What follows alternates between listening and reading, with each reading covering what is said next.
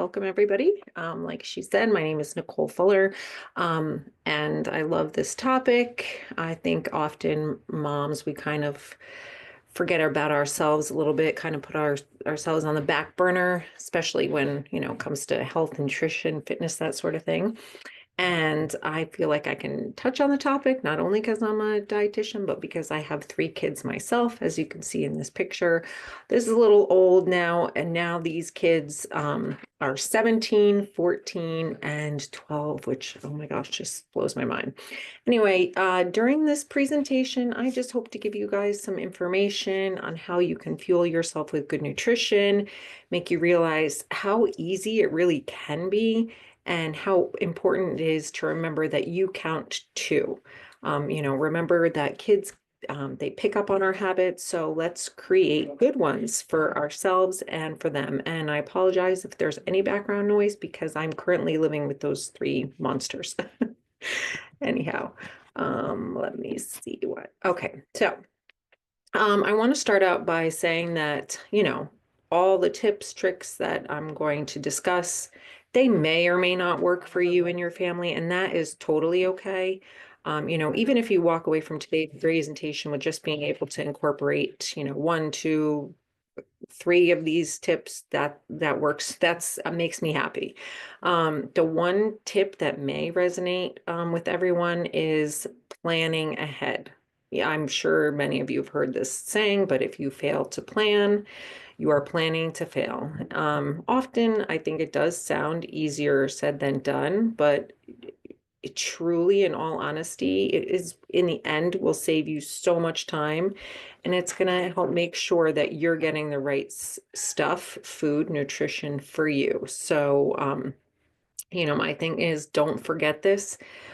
This isn't just for the family. This is to make sure you're prepared to get the right stuff for you. So, some of the things about planning ahead.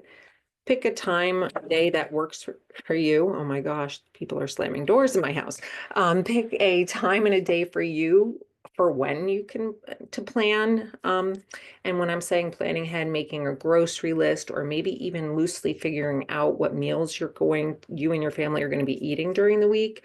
These graphics you can actually get on the website myplate.gov, which is I have listed here on the slide. So you can print them out, and the website is very user friendly, has a lot of information, but these I find very useful when I'm going grocery shopping. You can kind of get the family involved, kids involved, depends on the age of the kids and how much time you want to spend, but you can get them involved with kind of creating, ideas for what you want to buy at the grocery store, meals, that type of thing. But planning ahead, if anything, this is one thing I think is very important. Trying to make your life a little bit easier is finding recipes or foods that you can easily put together. So batch cooking is one of the things. I often try and do this. And batch cooking is basically essentially making a lot of a specific food. You portion it out, you store it for later, whether you put some in the fridge or you put some in the freezer. You could do this for the family or you could just do it for yourself. So it can be a time saver. It might take you time on one particular day, but you're making it now and you're saving it for later. You can do main dish batch cooking, when you're thinking of like casseroles, lasagna, ziti, making a stew or a pot pie. There's so much information at our fingertips, but using the internet for ideas for recipes. Sometimes I think it's hard to figure out, okay, which websites are legit or could give me good information. Obviously the social media platforms like Pinterest, Instagram, and TikTok, there's tons of people on there giving you ideas, but the Food Network, delish.com. I often use allrecipes.com. And believe it or not, you can even use the American Heart Association website, and they have a lot of recipes. It's called heart.org. So that's pretty easy to remember, but they have lots of good ideas and recipes. And back like especially this time of year with it being cold out, I find also making soups or using my crock pot is such a time saver. I can make you know, now having the family of five and a couple of teenagers, they eat quite a bit. So I can make a big portion in the crock pot and save it um, for later. And this is good for you too, because you'll have healthy recipes.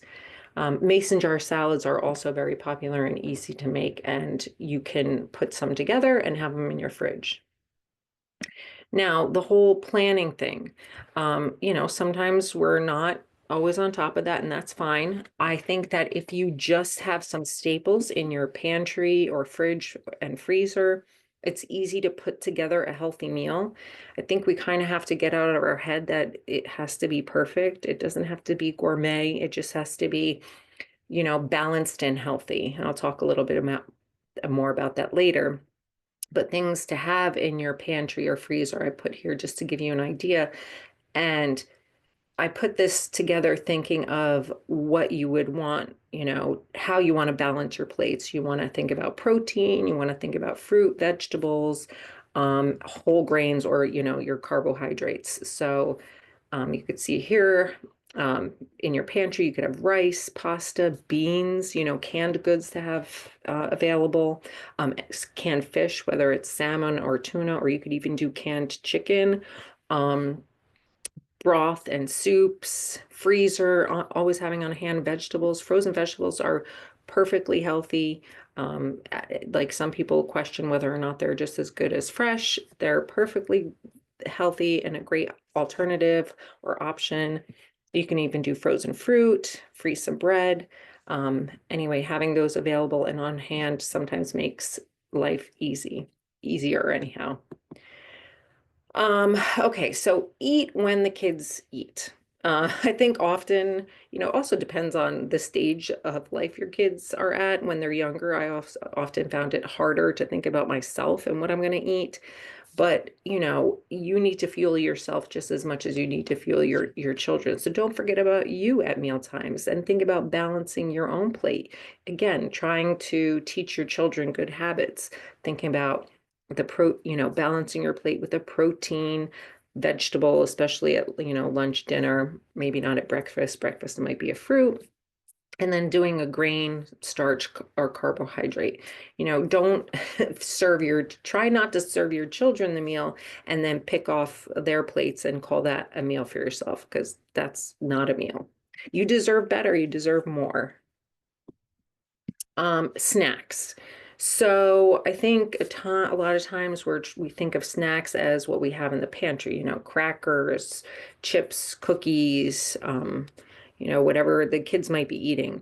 Well, think about how you can complement your diet, your overall, you know, meals, what you're missing from, you know, your meals. How can you get that in during the day with snacks? Like, you know, thinking about low fat and fat free dairy, having, you know, cheese sticks or like the mini Baby Bells.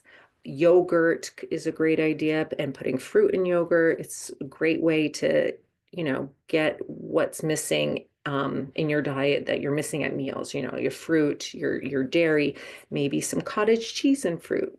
Um, Thinking about things on the go, maybe, you know, obviously it's not always possible to carry yogurt with you. So maybe some kind of protein bar. I listed some that I think are pretty good. Larabar, Nugo bar, I really like, especially the slim Nugo bars. You know, the combination of fiber, protein, and they're low in sugar, high in protein. I really like those.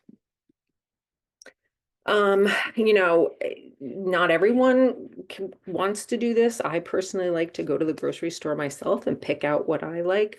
But to make your life easier, sometimes, you know, using a grocery delivery service or ordering your groceries online and then picking it up, it saves time for you. Maybe if your kids are still napping, this gives you time to look at online and choose what you want to order from the grocery store. And you don't have to physically go there, right? You can either have it delivered or you can go pick it up. So many places do it nowadays, especially ever since COVID. ShopRite, Whole Foods, Stop and Shop. Co I mean, all of them pretty much do some kind of either pickup or delivery service. I always say keep it simple. I think we live in a day and age where we go online and we think that everybody has this perfect life. They're eating, you know, the best foods and they're eating, no one's eating anything out of their pantry or their freezer or they're eating leftovers, but that's really not the case. So online is not real. Just there's no need to be fancy, limit your ingredients, stick to the basics. I'm always thinking the basics, like the five main food groups, your low fat, fat-free dairy, your fruits, your vegetables, your complex carbohydrate, and your protein. Try and stick to that and you know, you'll be fine. Know your limitations. Know that, like myself, I am not a gourmet cook. I don't really love to cook, but I know what foods are nutritious and what will nourish me. And I try to play off that and balance my meals that way. So, don't feel guilty buying ready-made foods. Get that out of your head. We don't have to spend all our time cooking. You're not giving up or doing something wrong by buying ready-made food items. It's a time saver, and that is why they are there. Rotisserie chicken, I love. You can do so many things with a rotisserie chicken for protein. The Purdue Shortcuts is great. It's in the usually in the refrigerated section on the outskirts of your grocery store somewhere.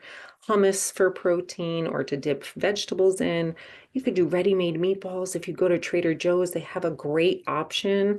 I love this. You could use this as, for your lunch. You can cook up the whole package for yourself and put a couple maybe on a salad, and then use the rest for the rest of the week. Anyway, do not feel guilty or bad when you're using ready-made options. That's what they're there for.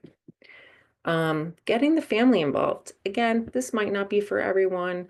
Um, I sometimes I did, sometimes I didn't. When I had the time, I would get them involved. But talking about what foods they like, talking about different colors of fruits and vegetables, having them wash the vegetables or fruit for you. If they're old enough, teaching them how to cut some of them up so that you can store them for the week. We have a whiteboard in our kitchen. We kind of make a list of what we need for the week. You can always get them excited about theme nights. My kids are older, but they still love a good Taco Tuesday. And you can always use the leftovers from that to make you a healthy lunch for the next day. So I love a good theme night for kids and for yourself. So take time for you. We want to fuel mom with healthy, nutritious foods. Make it easy if you don't have the time. Don't feel guilty about taking time for yourself.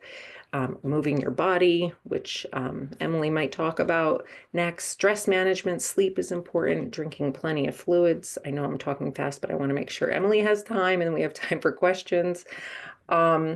Healthy food groups. I kind of touched on this, but this is how you want to, when you're thinking about what you're going to eat for yourself, breakfast, lunch, and dinner snacks, how are you going to include whole grains, vegetables, fruits, dairy, lean protein, and heart healthy fats and oils in your diet? That's how we want to kind of figure it out.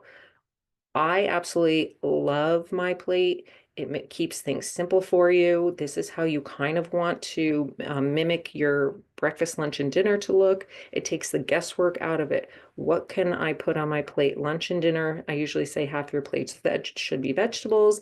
Quarter of your plate is grains or the complex carbs would be there, and a quarter of your plate is protein. A lot of people aren't doing so much dairy, but you can use it as a snack, whether it be a cheese stick, yogurt, cottage cheese, that sort of thing.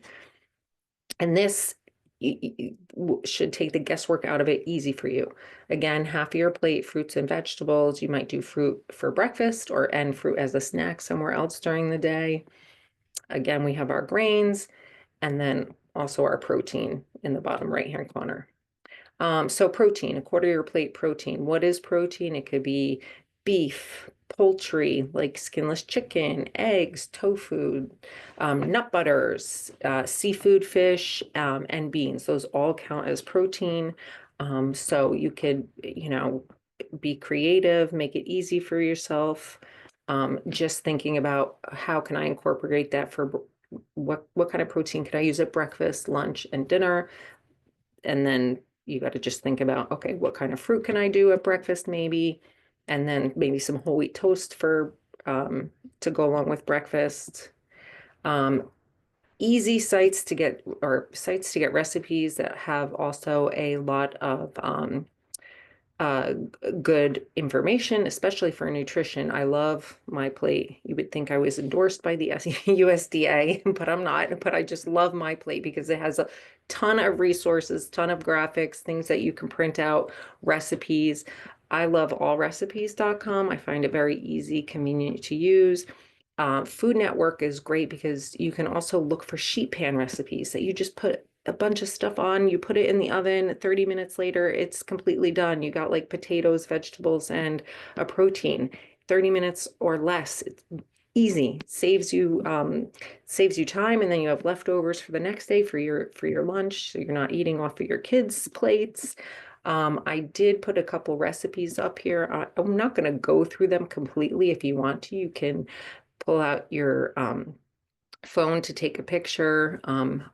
Overnight oatmeal. Again, who would have guessed? I got this from My Plate as well. I'm a big fan. And lunch, peanut butter and apple wraps. It says lunch. I would think more for like a snack. I think this is great. You could do whole wheat wrap. That would be your whole grain. Some peanut butter on there. That would be your protein. And put some apple in there. That would be a fruit. This is great for a snack. Again, I got that from My Plate. And this recipe I use all the time. My kids love this chicken soup. I got it from All Recipe. I think I know the recipe by heart. I don't even go anymore by the portions that they have there. I just kind of take what they have listed, use those as my ingredients, and I kind of just throw it all in a pot and it works. My kids love it. Best chicken soup ever. Very easy. And that's allrecipes.com. Again, you got the noodles, which is your complex carbs, vegetables. You got some celery and carrots in there. And then you have your chicken as your protein. And you can batch cook this, make a big pot. Then you have some later for yourself. So in summary, plan ahead, plan, and keep you in mind when you're planning. Batch cook, keep things in stock on hand so that when it comes time to eat something for yourself, you have it ready. Eat when the kids eat. Think about the snacks that you can have that aren't just like out of a box or a bag that will be nutritious, that you're missing from your meals. Again, think like cheese sticks, fruit, um, uh, yogurt, for instance. Keep things simple. Ready-to-made foods are fine. Don't feel guilty about it. Get the family involved if you want to. Don't forget about you. And it's all about balance. And with that, I'm going to end my slides and I'm going to turn it over to Emily. Thank you, Nicole. Thanks for the presentation. I'm hungry now. Let me just share my screen. I'll pull up my slides.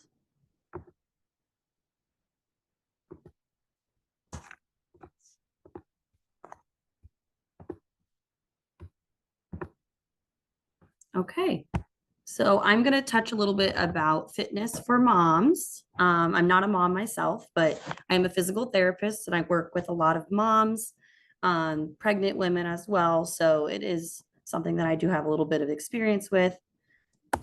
So just to go over kind of what we're going to address today. First, I'm just going to talk about the effects of pregnancy on our bodies, what kind of changes you would expect to see. I'm going to focus a lot on core strength because that is a main focus of postpartum women to regain their core stability, and then talk a little bit more about like cardio, returning to a walking or running program. Okay. I just put a little about me slide. So I'm a physical therapist. I've been with Valley for about a year and a half now, and I work at the 1200 East Ridgewood office. This is my team here. And yeah, I really enjoy it here. We do see a lot of different patient population types. And then I just include a picture of my dog and my fiance. Okay, so first, I just wanted to talk about kind of the physiological effects of pregnancy. I don't want to get too confusing for everyone with kind of the language here. So don't worry if you don't understand it fully. Just want to go over some of the hormones that are released. So the main hormone that is released during pregnancy is relaxin. And like its name, it basically relaxes all of your ligaments of your body to prepare for childbirth. So with relaxing of the ligaments, it creates more mobility of your body, more specifically at your sacroiliac joint and your pubic bones of your body to obviously prepare for childbirth. So overall increased mobility means less stability of your body, so less strength. As many of you may know, back pain is very common during pregnancy and following pregnancy. While you're carrying the weight of the child, there is effects on the spine with a tilting of your pelvis. So in the bottom left, I don't know if you can see the picture here. It shows kind of our neutral spine without the weight of a child. When you do have the weight of a child in front of your stomach there, it's tilting your spine, creating more of a curve at your low back. So that is kind of the cause of a lot of low back pain for pregnant women due to the tightness in the muscles. Another effect of pregnancy would be your core muscles being stretched due to the child being in your stomach there, resulting in decreased strength postpartum. So you can have decreased core strength following a pregnancy, and you can also develop what we call diastasis recti. So that's where you see here the separation of the abdominal muscles. This is very common postpartum, and we do see a lot of patients with this following pregnancy. Okay, so to touch on core stability, I wanted to talk first about how we promote the engagement of your deep core muscles. So to do that, essentially you want to think about drawing your belly button towards your spine, almost like you're bracing as if someone's about to punch you in the stomach. There's a lot of fun ways you could think about engaging your deep core, but that's really the basis of what we want postpartum is your deep core muscles doing most of the work to create that stability for your spine. A lot of times when we do try to do core exercises, whether you're pregnant or not, you hold your breath. So that's a typical response of our body is to kind of tighten everything, hold your breath. So we want to promote the opposite. We want to focus on exhaling when you exert your body. So that's something that takes a lot of coordination and practice as well. And then there's always ways to make all these exercises harder. So, if you're already really strong to begin with, and then you've been working on your core, maybe pre-pregnancy, during pregnancy, you might be a little bit stronger following. So you can always build on the core exercises here. These are just some of the ones that I typically use with my patients. So this first here on the upper left corner, you can see this person's doing a march. So while they're doing this march, they're also thinking about engaging their core muscles. To make it a little bit harder, you could lift one leg and then lift the other leg. So at that point, you have more stress on your core muscles. And then here on the right, this person's using their arms as well. So there's tons of ways to build on it. Typically, I'll have patients start with doing core exercises on their back. That's usually the safest position for most people. Excuse me. Once you get comfortable with that, going on your hands and knees is another good way to work on your core strength. So this person here is able to do that kick. And then this person here is using their arms to kind of do opposite arm, opposite leg. So these are some of the exercises I typically recommend.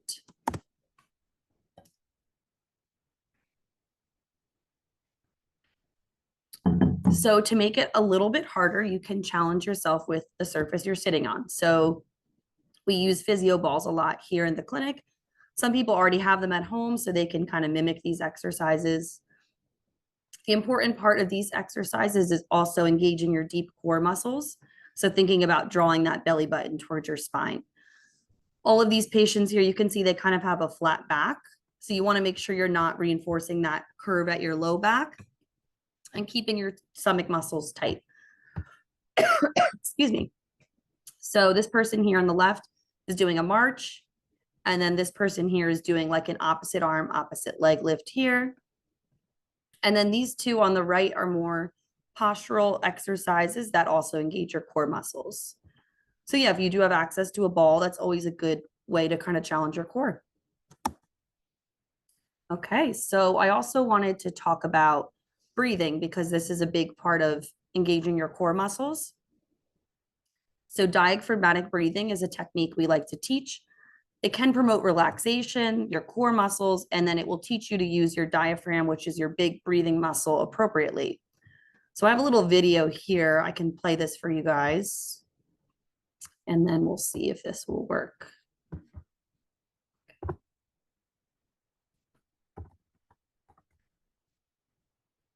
Begin lying on your back with your knees bent and feet resting on the floor.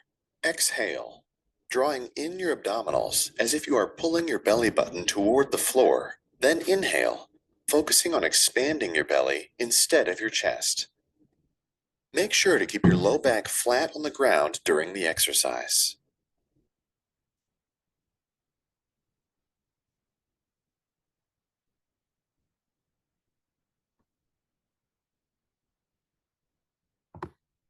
Okay, so it's kind of hard to see, but what you want to think about with this exercise is using your stomach muscles to breathe and not using your chest muscles. So a lot of times I'll have people lay on their back, putting their hand right on top of their stomach so that when you inhale, you can feel your belly rise, and that when you exhale, you can feel your belly fall down.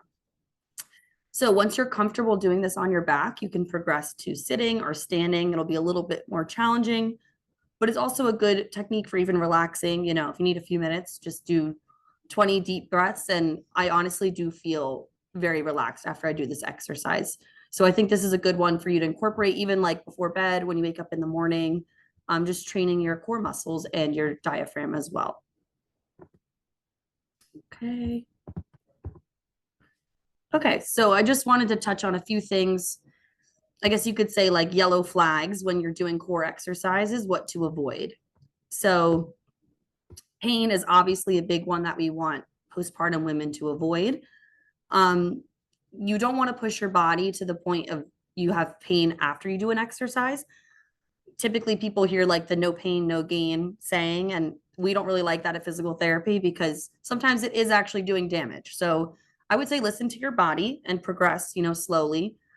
Obviously, you did go through a lot of trauma in that area, so it's going to take time before your core muscles are strong enough to do what you were probably doing pre-partum. So one thing to also avoid is doming. So this picture, I couldn't find a really good picture, but if you can see here, this woman has kind of like a bulging area in the middle of her core, and then here it's at rest. So what can happen with pregnancy is the doming is when the pressure in your abdomen is too much for your body and it ends up protruding through the tissue in the middle of your stomach. So it's kind of a sign that maybe you're doing too much or you're straining too much. So it can occur with holding your breath, straining to lift something heavy, or even have a bowel movement. So to kind of combat this, I would say think about that belly button. I always say belly button hold. So trying to bring your belly button towards your spine, engaging your deep core muscles instead of using more the superficial or like the weaker muscles there. So you want to prevent that by also maintaining your breathing. Like I said, trying not to hold your breath with any exercises, which can also increase your blood pressure as well. So, there's really no benefits to doing that. Okay. So touching more on like the cardio aspect, walking is a huge thing that, a lot of moms like to do, especially if you have a stroller, go for a walk when it's nice out. You want to get back on your feet as early as you can, but it's important, same thing with core, to listen to your body, progress at a pace that's comfortable for you. So research from the National Institute of Health shows that returning to a walking program at around 3 to 4 weeks postpartum is most appropriate.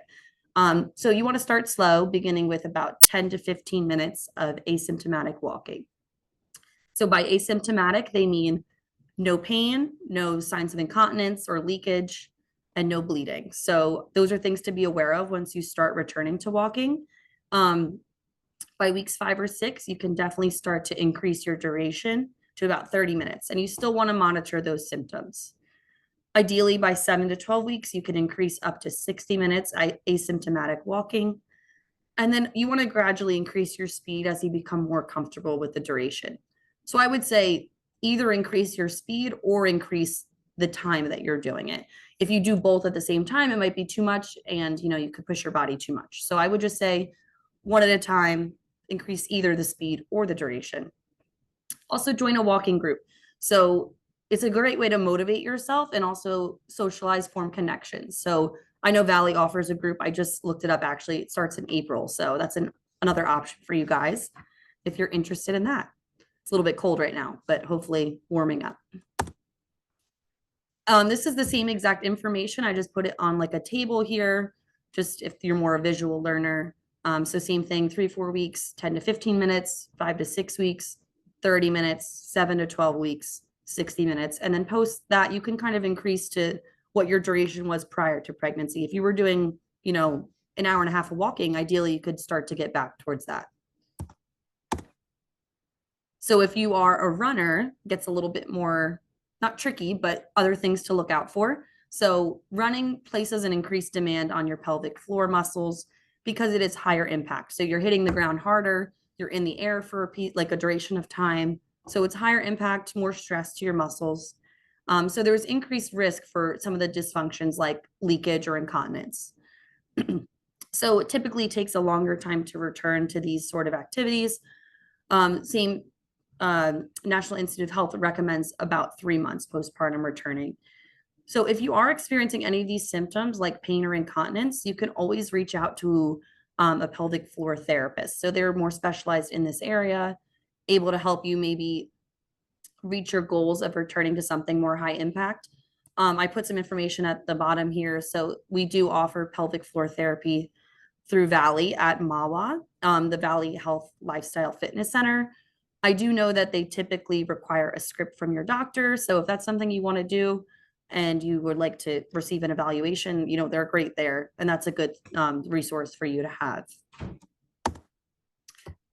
So overall, the key takeaways, I didn't mean to overwhelm you with all the science or, you know, anatomical pictures there, but main thing is to really get that clearance from your doctor before you return to exercise, especially if you're doing something more strenuous. And then whatever your goals are, it's important to prioritize your cardiovascular and musculoskeletal health. So incorporating both endurance and strength. And then you want to find what mode of exercise fits your needs and is enjoyable, because overall, you're not going to want to do something if you're not enjoying it. So whatever that is for you, find that. And I would say stick with it.